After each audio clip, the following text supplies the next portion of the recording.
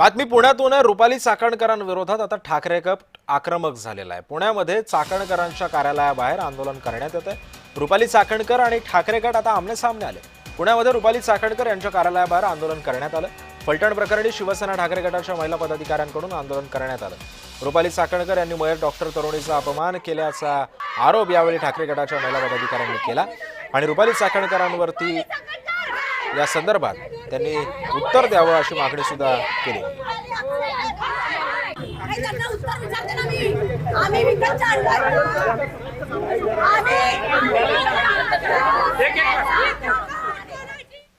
त्यांनी press conference घेऊन तिथे त्या मुलीचं चारित्र्य हनन केलं। कारण त्यांचं त्याच्यात एक वाक्य आहे की ती मुलगी लक्ष्मीपूजनच्या दिवशी लॉजवर कशी काय, याचा अर्थ निघतो काय? याचा अर्थ एकच निघतो की ती मुलगी चारित्र्यहीन होती।